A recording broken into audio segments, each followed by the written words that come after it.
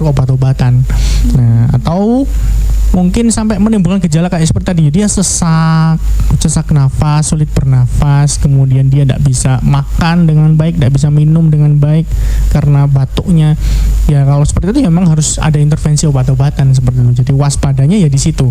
Jadi kalau dia nggak ada masalah di activity daily livingnya, jadi biasa dia bisa main, dia bisa belajar dengan baik, ya nggak masalah. Tapi kalau sudah mulai terhambat, dia cuma tiduran aja, terus nggak bisa nggak bisa gerak, nggak lemes, nggak mau makan, kemudian sesak nafas, ya kalau seperti itu ya harus dibawa ke fasilitas kesehatan setempat. Gitu. Okay. Ada juga biasanya fenomena yang kayak panasnya itu di waktu tertentu, dokter. Mungkin kalau paginya tuh udah dingin ya, terus malamnya udah panas banget. Nah, itu sebenarnya ada nggak sih pengaruh perubahan suhu pagi, siang, malam nih, dokter? Ya, sebenarnya kalau itu tergantung dari penyakitnya ya. Jadi tergantung dari virusnya. Kalau virus demam berdarah, dia demamnya terus menerus. Demamnya terus menerus, dia tidak berhenti dengan perubahan suhu apapun. Ada beberapa, misalnya dia sakit tipes misalnya, bisa juga seperti itu. Jadi dia malamnya dia panas, kemudian pagi atau menjelang sore, menjelang siang itu dia dingin, panasnya turun. Ya ada seperti itu. Jadi tergantung dari penyakitnya. Jadi berbeda-beda nanti intervensinya berbeda-beda. Kita mengarahnya kemana nanti tergantung dari virus yang masuk dalam tubuhnya, tergantung dari kuman-kuman yang masuk dalam tubuhnya itu seperti apa nanti. Jadi kalau misalnya dia demam berdarah, ya kalau memang kita pastikan dia karena virus, ya sudah, berarti kita fokusnya ke simptomatis, terapi-terapi yang sesuai gejalanya. Kalau dia panas ya kita kasih obat panas. Kalau dia batuk pilek ya kita kasih obat-obatan untuk batuk pilek untuk membantu dia mengencerkan dahaknya. Nah, kalau misalnya dia dikarenakan bakteri, tipe-tipe demamnya karena disebabkan oleh bakteri, ya kita berikan antibiotik. Nah, sudah harga mati kalau misalnya bakteri ya pasti antibiotik. Iya ya pasti ya, dok ya. Itu udah kayak wah ini itu malahan bahayanya, dokter. Enggak, orang-orang tuh mungkin hanya beberapa ya beli antibiotik itu enggak yang konsultasi dulu, pokoknya belilah. Nah itu apalagi untuk kita bahasnya untuk anak-anak ya. Jadi untuk anak-anak itu jangan boleh coba-coba ya, jangan dicoba-coba pakai produk-produk yang tanpa kita benar-benar tahu dulu keamanannya. Nah jadi termasuk antibiotik. Nah sekarang memang sedang digalakkan sekali oleh Kemenkes ya. Jadi sekarang itu tingkat resistensi antibiotik di Indonesia itu sangat tinggi. Nah, jadi kita tidak bisa nih kita biarkan seperti ini, karena obat-obat tertentu sekarang yang obat-obatan di pasaran itu sekarang sudah terlalu umum dibeli sama orang-orang. Jadi akhirnya sekarang kumannya sudah mulai kebal. Nah sekarang banyak sekali terjadi fenomena seperti ini. Nah kita di Rumah Sakit Muhammadiyah pun juga mengalami hal tersebut. Jadi di rumah dia sudah minum antibiotik sendiri. Nah akhirnya ketika dia sudah kondisinya berat masuk ke rumah sakit, antibiotik apapun yang kita berikan tidak menimbulkan efek apapun. Nah itu yang jadi masalah nanti. Nah makanya kita harus benar-benar bijaksana dalam memberikan suatu antibiotik, atau kita beli sendiri antibiotik, kita benar-benar harus bijaksana. Minumnya harus sesuai anjuran, kemudian dosisnya pun juga harus sesuai aturannya, kemudian jangka waktu kita minumnya pun juga harus tepat. Nah kalau misalnya dosisnya kurang ya lama kelamaan ya nggak akan ngefek apa-apa karena dosisnya kurang. Kalau dosisnya berlebihan pun juga nggak baik, pasti akan menimbulkan gejala. Jadi kayak misalnya dia perutnya nggak kuat, ya nanti dia panas atau perutnya panas atau sampai mual muntah. Nah bisa seperti itu kalau misalnya dosisnya terlalu berlebihan. Pun juga kalau misalnya kita minum, wes enak nih, udah nggak minum lagi. Padahal anjurannya minum antibiotik paling tidak selama 3-5 hari misalnya. Dia 1 hari minum antibiotik sudah enak, terus nggak minum lagi. Nah yang seperti itu yang bisa menyebabkan kuman-kumannya jadi bisa kebal. Jadi nanti kalau misalnya dia sakit lagi, diberikan antibiotik yang sama, sudah tidak akan mempan, sudah nggak akan menimbulkan efek apapun. Jadi kita harus mikir lagi nih, harus ngasih antibiotik yang di atasnya lagi. Nah seperti itu, jangan sampai nanti kita sudah kebal banyak sekali antibiotik, kemudian kita sakit, susah kita nyari antibiotiknya. Nah itu nanti akan memperlambat penyembuhan. Nah, jadi akan semakin lama nanti dia sembuhnya. Kemudian pasti akan menimbulkan efek di kemudian hari. Nah, gitu. Jadi memang harus bijaksana dalam pembelian antibiotik itu. Tuh. Jadi jangan sampai diagnosis sendiri ya, Sobat Trimesara. Mungkin memang ya seperti tadi Dokter Abar bilang kalau pasti dikasih antibiotik, tapi ya itu kan dikasih dengan dari dokter gitu kan ya. Jadi jangan sampai lah minum sendiri gitu. Oke, dokter, kalau tadi kita ngobrolin soal aktivitas anak-anak ya. Nah, ini juga salah satunya yaitu jajan. Anak-anak ini kan agak sulit dikontrol ya untuk jajannya, kayak mau ini mau itu, pokoknya lucu bentuknya, pokoknya lagi hype, pokoknya temennya makan aku juga mau makan. Nah, itu gimana dok dampak kebiasaan jajan sembarangan ya bisa dibilang terhadap daya tahan tubuh anak? Iya, kembali lagi bahwa kuman itu atau virus atau bakteri ataupun jamur ya, dia itu suatu benda yang kasat mata, jadi nggak bisa kita lihat ya. Jadi nggak enaknya tuh itu. Jadi si kuman itu bisa ngelihat kita, tapi kita nggak bisa ngelihatnya, nggak bisa ngelihat kuman. Ya? Iya, curang ya, kayak hantu ini. Nah gitu. Jadi nggak enaknya tuh itu. Jadi ketika seorang anak itu jajan sembarangan yang kita tidak pastikan kebersihannya, kemudian proses pembuatannya seperti apa, ya nanti terjadi seperti itu. Seperti mungkin ada beberapa kali kejadian ya, keracunan, kemudian menyebabkan gangguan-gangguan pencernaan yang lain, bisa muntah, diare dan lain sebagainya, termasuk batuk pilek pun juga bisa terjadi akibat dari jajan sembarangan yang kita benar-benar tidak tahu kebersihannya. Jadi dianjurkan bagi kita pada orang yang lebih tua, terutama orang tua ya. Jadi ketika anak jajan itu kita pastikan dulu dia jajannya apa gitu. Kemudian situasinya seperti apa nih, situasi cuacanya kita.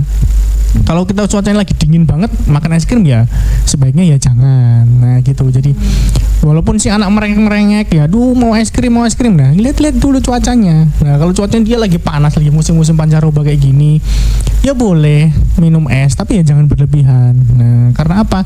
Pada saat musim-musim pancaroba ini itu anginnya kan kencang ya, kencang ya. Jadi di saluran pernapasan kita itu ada yang namanya kayak mukosa. Nah mukosa itu dia punya lendir-lendir khusus.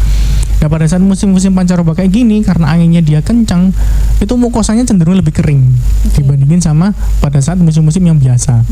Nah karena dia lebih kering, jadi fungsinya mukosa itu dia kalau misalnya ada benda asing, kalau misalnya dia ada kuman, kalau misalnya dia ada bakteri yang masuk dalam tubuh kita, mukosa itu fungsinya dia untuk clearance. Makanya dia harusnya itu lembab bukan kering.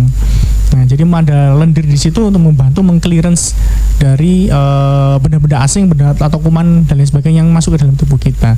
Nah, pada musim-musim kayak gini itu karena mukosanya dia kering, dia tidak bisa clearance dengan baik. Jadi benda asing ataupun kuman yang masuk dalam tubuh kita tidak bisa dikeluarkan dengan baik. Nah gitu. Jadi kalau kita jajan sembarangan dan kebetulan jajannya itu ada kumannya, nggak bersih, nggak ada bakterinya di situ masuk dalam tubuh kita, di kondisi cuaca yang kayak gini, di mukosa kita yang kadang yang kering kayak gitu. Nah resikonya ya pasti kita akan sakit nantinya. Nah si anak pasti akan sakit ke depannya. Ya entah dia batuk pilek nanti. Nah sebenarnya batuk kan dia usaha kita untuk mengeluarkan itu, mengeluarkan kuman, mengeluarkan benda asing itu.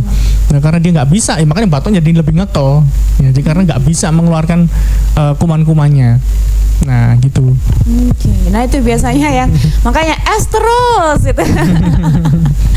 Oke, jadi memang harus disesuaikan sobat, bukan berarti nggak boleh minum es ya, tapi ya disesuaikan dengan cuaca dan juga kondisi tubuh, bener kan dok ya? Iya betul. Oke, nah sobat, nanti kita juga bakalan ngebahas soal, nah kalau tadi kita ngomongin soal antibiotik, nanti kita bakalan ngomongin soal penggunaan obat warung yang nggak ada resep dokternya. Nah apakah juga berbahaya bagi anak atau bagaimana? Dan sobat Prameswara boleh banget langsung aja join ya. Kalau tadi sempat tertinggal bisa via website prameswarafm.com atau di X-Space Radio. Prameswara, Music Hits and Information. Prameswara. Kamu tahu nggak? Rumah Sakit Muhammadiyah Lamongan sekarang tuh punya teknologi canggih loh buat ngatasi batu ginjal. Oh iya? Teknologi apa tuh? Mereka pakai laser thulium holmium. Jadi, penanganan batu ginjal bisa tanpa operasi. Halo warga Lamongan, satu lagi kecanggihan teknologi kedokteran hadir di Rumah Sakit Muhammadiyah Lamongan. Penanganan batu ginjal tanpa sayatan operasi menggunakan laser thulium holmium. Dengan teknologi ini, Anda bisa mendapatkan penanganan batu ginjal tanpa operasi. Lebih cepat, lebih nyaman, dan bisa segera beraktivitas kembali. Konsultasikan segera rencana pengobatan Anda ke Poli Urologi di nomor 0322 322 834 atau 0858 1376 2883. Rumah Sakit Muhammadiyah Lamongan, cepat, bermutu, terjangkau, dan islami. Hai Sobat Promes Suara, siapin alarm kamu karena di tanggal 17 Desember jam 4 sore kita bakal gebrak studio dengan games paling heboh akhir tahun. Kamu tinggal telepon, jawab pertanyaan yang super gampang dan boom, kamu bisa langsung jadi jawara Promes Suara hari itu. Hadiahnya gak main-main, kita kasih kamu tiket menginap gratis di Hotel Aston Gresik. Staycation mewah, kamar nyaman, vibes premium, dan semuanya gratis. Cuma dari Radio Promes Suara, radio paling asik se-Lamongan Raya. Catat, jangan sampai telat.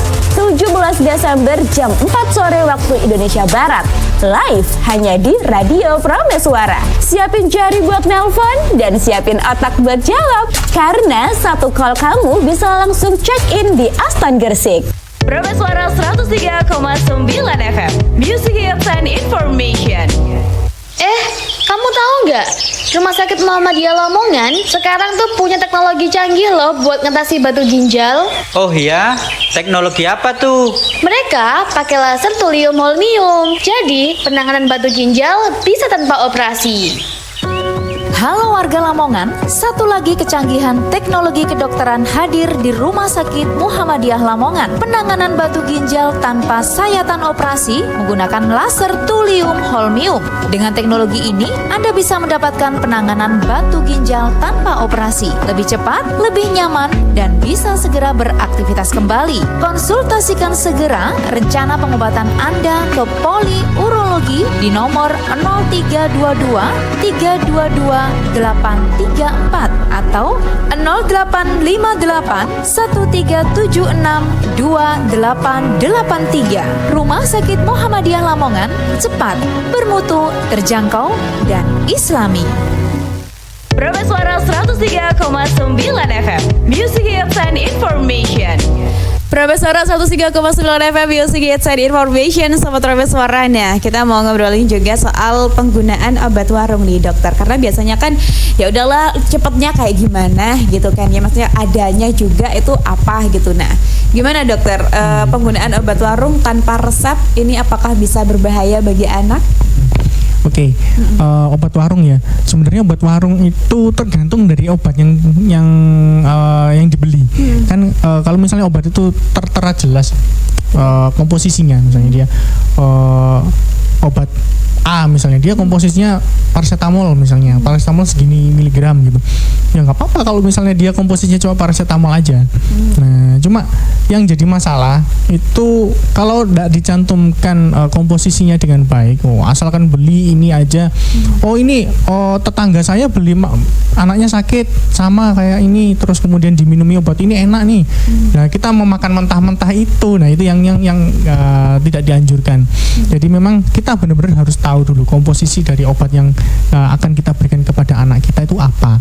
Jadi jangan sembarangan kita langsung ngasih obat asalkan tetangganya minum ini enak, jangan ditiru. Nah, jadi belum tentu setiap kondisi pasien, setiap kondisi anak yang sakit itu berbeda.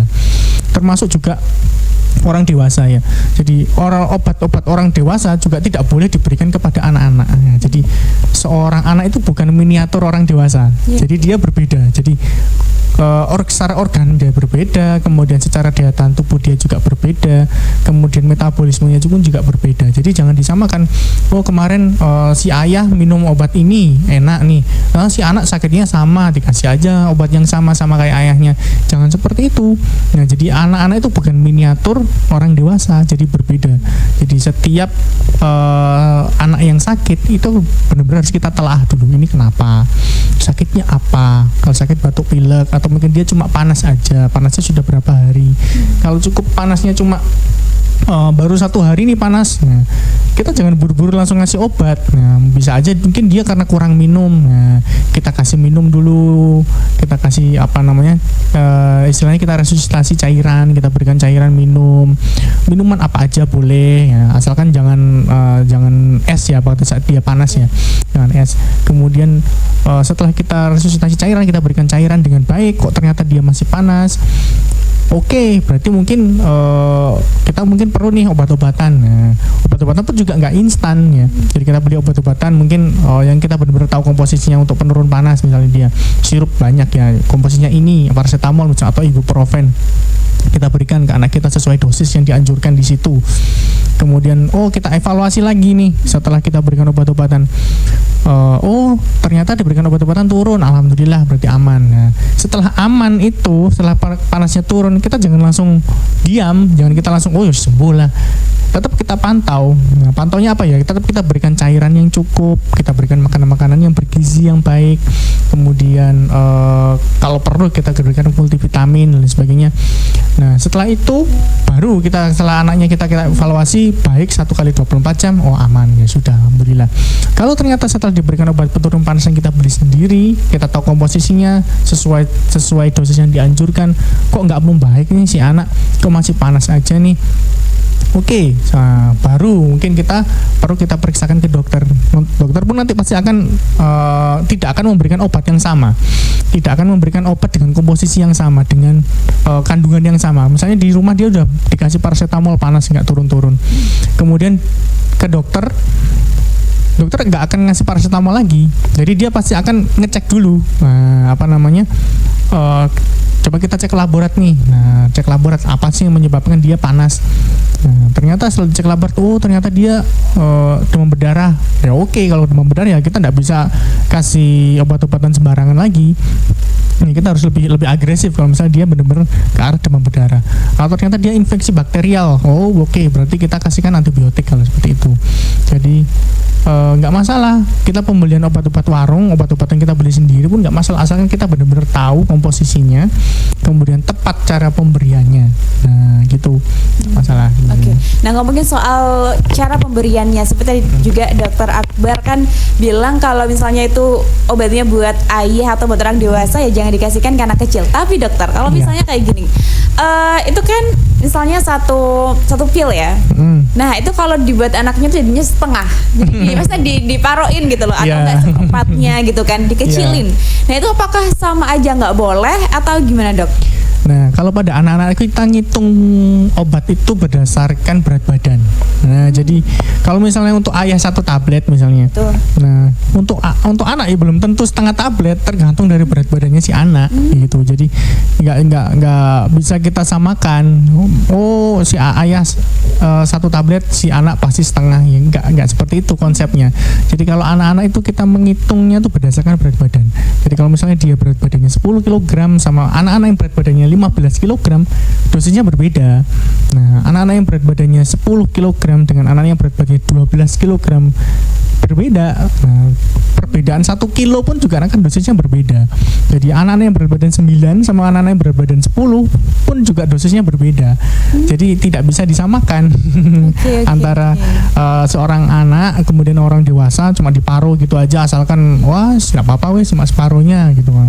Jadi tidak bisa disamakan. Jadi kita menghitung dosis itu berdasarkan berat badan si anak. Nah makanya kalau misalnya kita beli obat-obatan yang sirup yang itu ada tulisannya untuk anak usia segini sampai segini dikasihnya segitu. Nah untuk anak usia segini sampai segini dikasihnya segini gitu.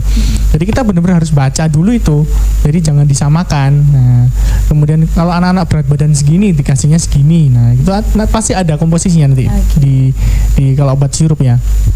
Itu pasti ada. gitu. Jadi jangan di logika ya. Iya. Karena ya berbeda gitu. Ada juga dokter mungkin ini tuh masih rame banget di kalangan masyarakat kita ya. Yaitu kalau anaknya tuh lagi panas itu malah bener-bener dibungkus gitu loh. Jadi maksudnya dikasih selimut yang tebel dengan alasan ya udah nanti berkeringat. Terus nanti kalau udah keringetan nanti dingin. Nah, kalau kayak gitu gimana dokter? Apakah beneran bisa menurunkan meredakan panasnya itu atau malah membuat rasa nggak nyaman tuh sebenarnya? Oh ya pasti nggak nyaman ya.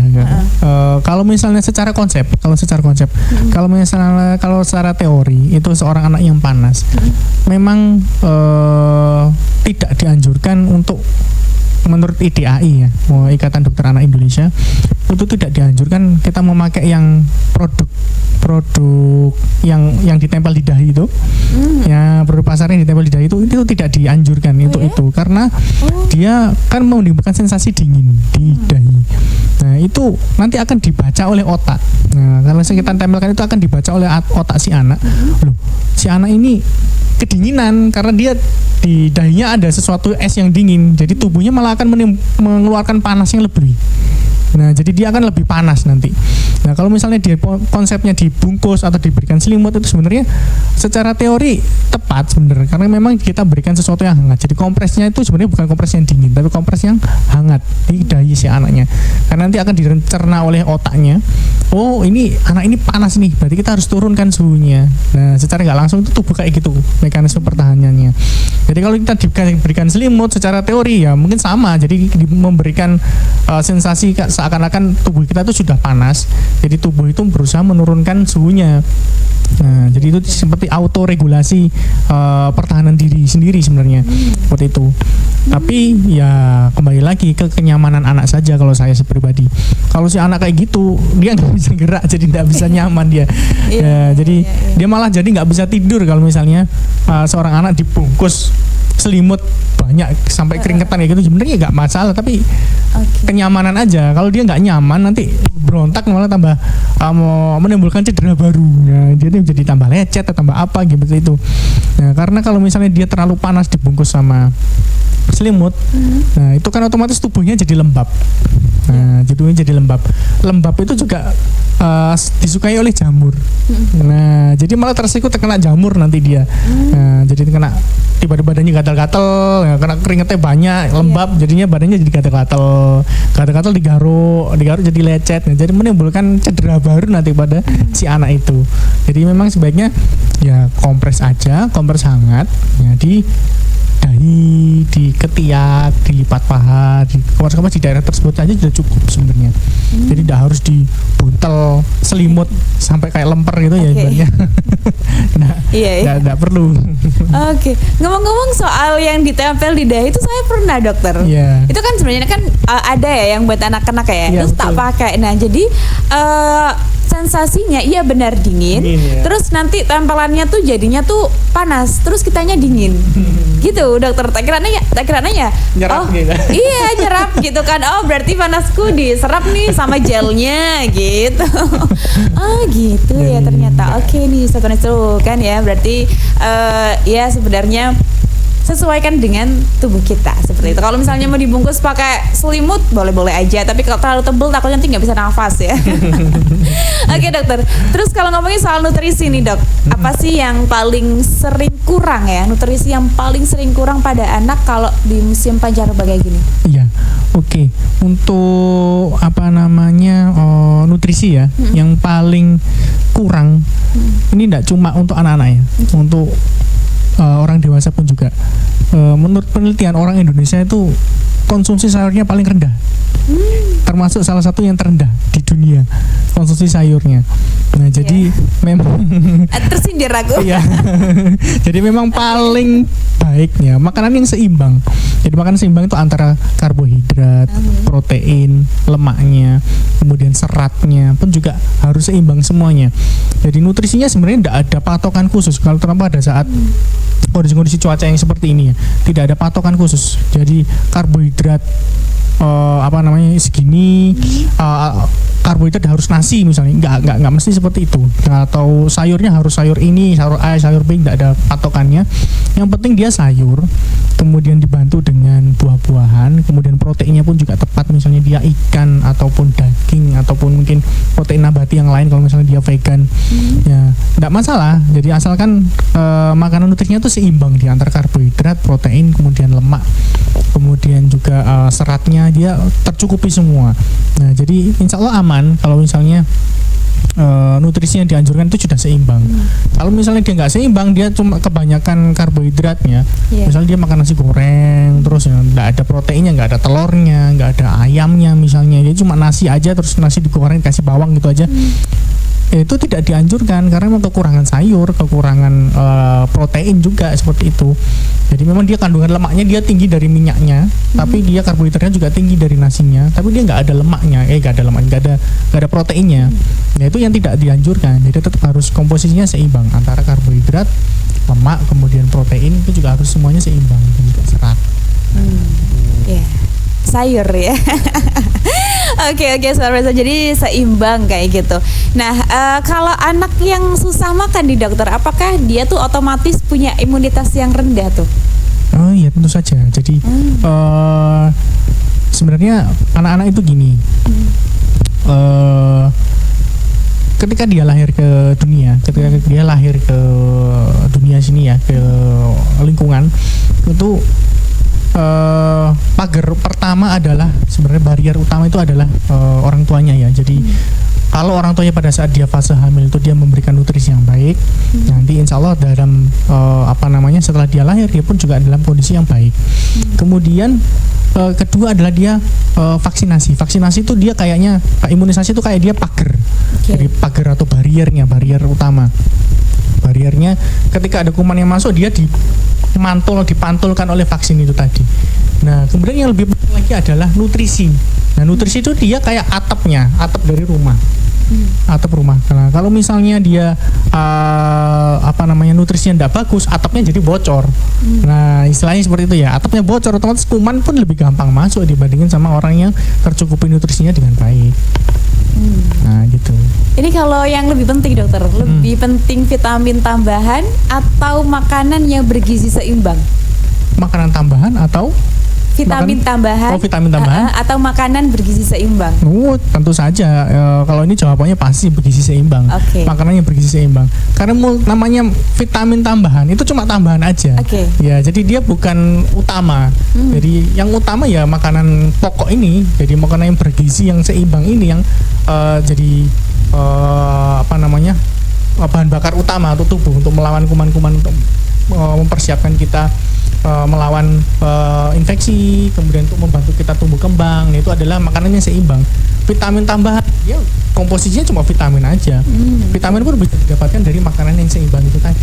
Nah gitu, jadi tetap yang utama adalah makanan yang seimbang. Oke, berarti vitamin atau suplemen itu cuma tambahan aja Sobat Orang Besar. Kalau makan bergizinya udah seimbang dan juga udah konsisten, ya itu udah lebih top banget gitu ya.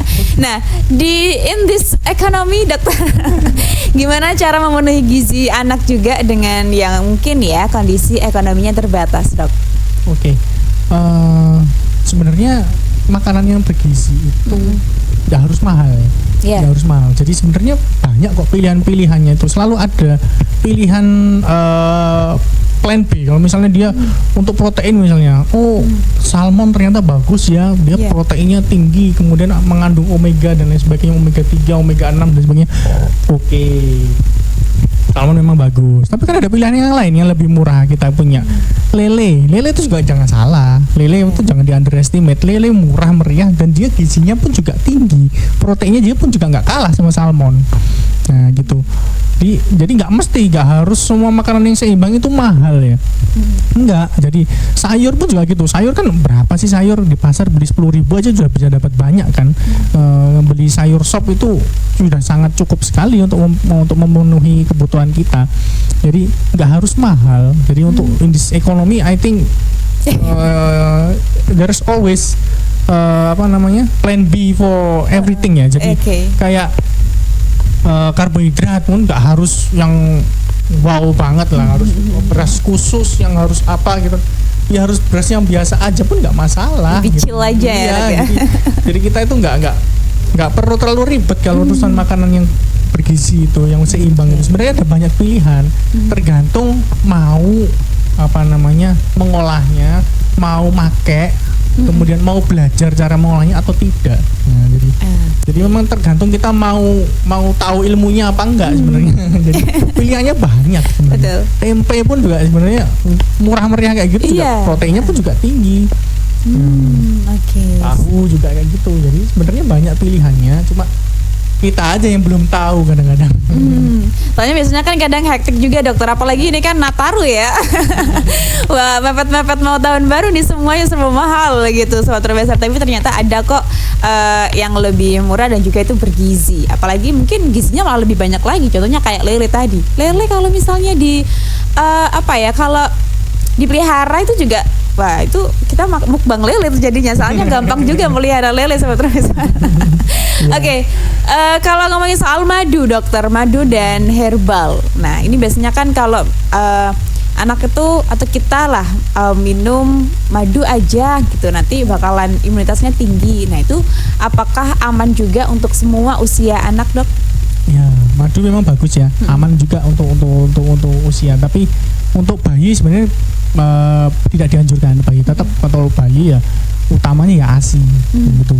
Kalau misalnya dia sudah agak-agak dewasa, usia lebih di atas 2 tahun, mungkin masih sudah mulai boleh lah dia diberikan madu.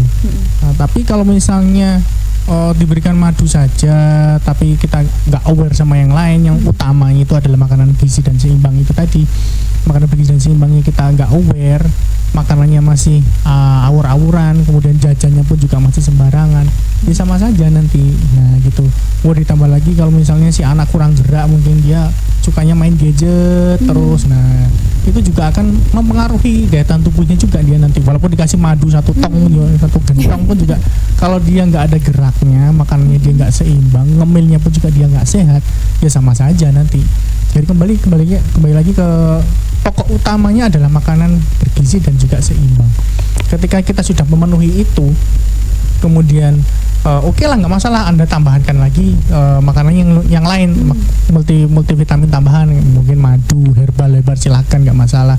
Yang penting utamanya dulu sudah terpenuhi. Kalau sudah utamanya terpenuhi, oke, kita berikan tambahan, kemudian kita cek lagi dia aktivitasnya seperti apa sih anak ini.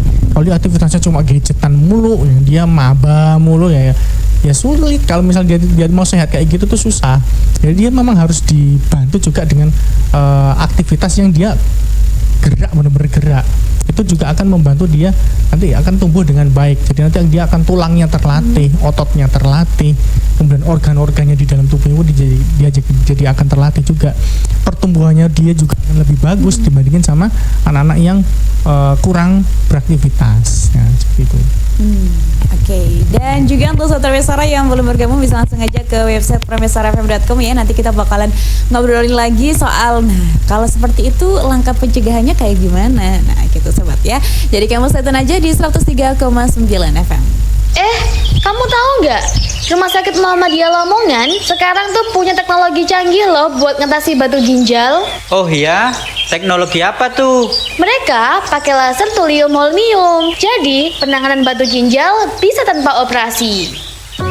Halo warga Lamongan, satu lagi kecanggihan teknologi kedokteran hadir di Rumah Sakit Muhammadiyah Lamongan. Penanganan batu ginjal tanpa sayatan operasi menggunakan laser thulium holmium. Dengan teknologi ini, Anda bisa mendapatkan penanganan batu ginjal tanpa operasi. Lebih cepat, lebih nyaman, dan bisa segera beraktivitas kembali. Konsultasikan segera rencana pengobatan Anda ke Poli Urologi di nomor 0322 322 834 atau 0858 1376 2883. Rumah Sakit Muhammadiyah Lamongan, cepat, bermutu, terjangkau, dan islami. Profesor 103,9 FM, Music Hits and Information. Kamu tahu nggak?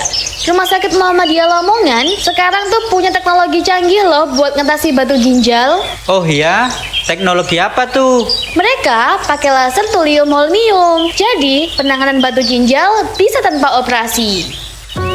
Halo warga Lamongan, satu lagi kecanggihan teknologi kedokteran hadir di Rumah Sakit Muhammadiyah Lamongan. Penanganan batu ginjal tanpa sayatan operasi menggunakan laser thulium holmium. Dengan teknologi ini, Anda bisa mendapatkan penanganan batu ginjal tanpa operasi. Lebih cepat, lebih nyaman, dan bisa segera beraktivitas kembali. Konsultasikan segera rencana pengobatan Anda ke Poli Urologi di nomor 0322 322 834 atau 0858 1376 2883. Rumah Sakit Muhammadiyah Lamongan, cepat, bermutu, terjangkau, dan islami. Profesora 103,9 FM, Music Hits and Information. Profesora 103,9 FM Music Hits and Information. Sobat Profesora, tadi kita udah ngobrolin banyak banget ya kenapa anak sampai sakit kalau di musim mancaroba, kemudian juga bagaimana alasannya itu seperti apa, pola asuh, kebiasaan, semuanya kita udah bahas. Nah, sekarang kita ngobrolin juga soal pencegahannya. Nah, tapi ini dokter, aku juga mau tanya soal langkah pencegahan yang paling sederhana tapi itu juga sering diremehkan sama orang tua, dokter. Itu apa? Ada nggak, dok? Ya, pencegahan yang paling sederhana dan sering diabaikan ya, itu tadi bahwa makanan yang bergizi dan seimbang itu kadang-kadang suka neglected orang tua. Karena kadang-kadang, aduh anaknya nggak mau makan ini nih, terus kita menyerah. Nah, kadang-kadang, aduh anaknya nggak mau makan ikan nih, maunya kerupuk aja atau ayam kriuk itu, ayam tepung itu. Nah, oke, tapi ya jangan terlalu sering seperti itu gitu. Jadi kita tetap harus pastikan bahwa komposisi makanan yang kita berikan kepada seorang anak itu seimbang. Jadi ya makanannya, kalau misalnya dia nggak mau makan ikan, ya kasih alternatif yang lain yang lebih sehat. Misalnya dia daging, misalnya kita kasih daging, atau ganti ikan yang lain, dia nggak suka ikan lele, gantilah ikan atin lah, juga sama-sama murah kan, atau ikan bandeng atau mungkin gurame gitu. Itu kan juga harganya relatif terjangkau. Nah, itu kadang-kadang yang suka dilupakan kepada orang tua. Kadang-kadang, aduh anak saya susah makan nih, udah biarin aja dikasih minum susu aja yang banyak. Nah, itu kadang-kadang kebanyakan orang tua ya, saya bilang kebanyakan orang tua ya, karena mungkin orang tua itu sibuk sekarang kan sibuk kerja semua, seorang ibu kerja, ayahnya juga kerja, kebanyakan dititipin sama kakek neneknya. Nah, itu kadang-kadang suka nggak diperhatikan dengan baik untuk gizinya. Jadi kadang-kadang dibiarkan cuma minum susu saja seharian penuh tanpa diberikan nutrisi yang lain. Nah, kemudian yang paling sering lupa juga imunisasi. Nah, kadang-kadang nggak telaten nih ibu sama ayah bundanya nggak baca buku pink yang biasanya diberikan waktu ibu hamil itu. Padahal di situ kan sudah ada jadwal vaksin, jadwal imunisasi anaknya itu kapan, itu sudah jelas tertera di situ. Kadang-kadang dia nggak aware, jadi akhirnya ketinggalan, kelupaan. Nah, itu kadang-kadang suka lupa. Jadi vaksin itu penting ya, imunisasi itu penting sekali. Dia itu pagar daya tahan tubuh kita itu adalah imunisasi. Ketika pagarnya terjebol oleh infeksi, nah kita masih punya barrier yang lain, yaitu makanan itu tadi, nutrisi yang baik. Nah, kalau kita tidak punya barrier apapun, kita nggak punya barrier pagar apapun, si anak itu dibiarkan dia terserang oleh infeksi dengan ekstrim, ya otomatis pasti nutrisi atau daya tahan tubuhnya nggak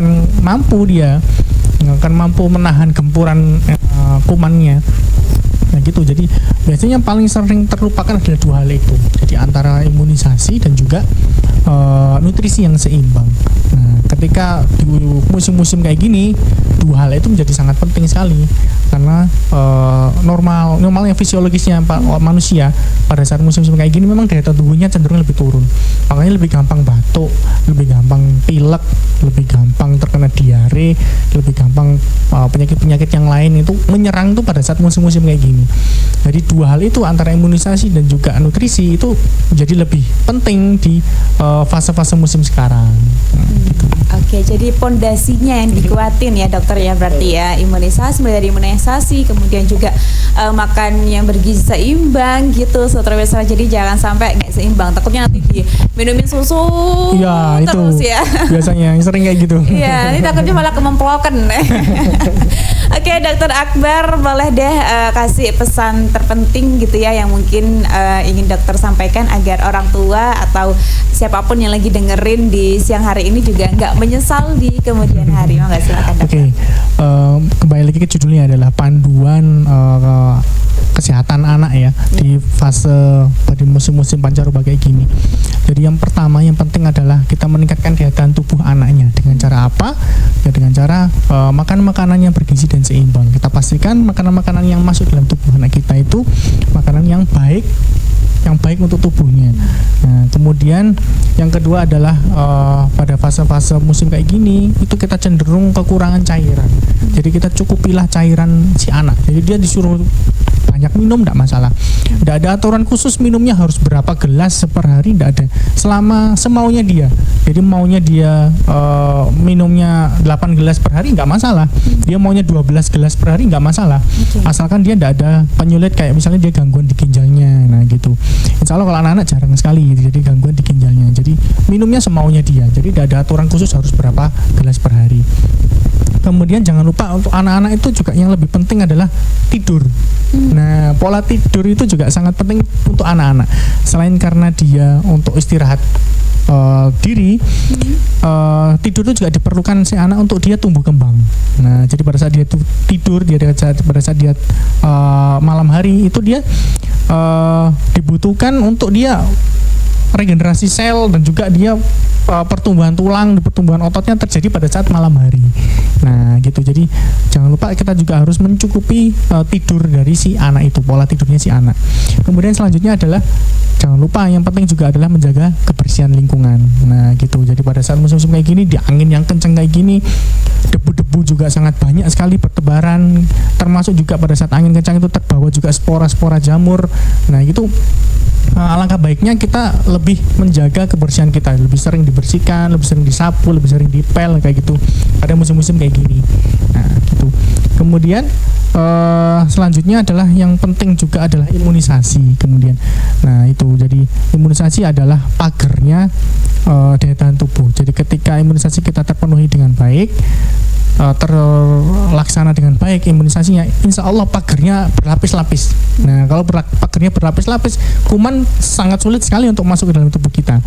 Nah, gitu. Kalaupun kuman berhasil masuk, dia gampang dieliminasi oleh tubuh. Jadi ketika bariernya sudah nyerang si kuman dulu, pada saat kumannya sudah terlanjur masuk, dia posisinya sudah lemah dulu, sudah diserang dulu oleh barrier-barrier yang sebelumnya, yang vaksin itu tadi. Jadi datang tuh menyerang kita dalam kondisi dia sudah lemah, jadi dia gampang tereliminasi. Jadi akan tidak menimbulkan gejala apapun nanti. Nah, gitu. Jadi itulah pentingnya imunisasi. Kemudian yang terakhir adalah waspadai gejala-gejala sakit. Nah, kalau misalnya sudah terlihat kok ada gejala-gejala dia sakit, ya dia batuk pilek, kemudian sampai sesak, kemudian dia panas, yang tidak membaik dengan pemberian obat-obatan atau pemberian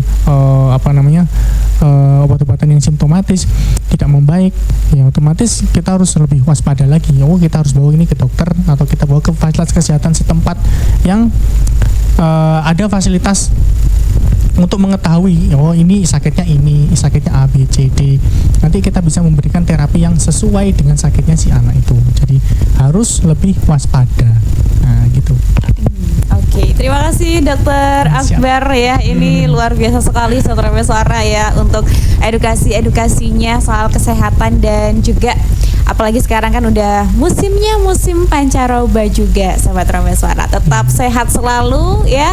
Dan yang sobat mungkin tadi sempat tertinggal di Bincang Sehat kali ini nanti bisa diakses kembali, tenang aja sobat, di kanal YouTube ya di Prameswara 1039.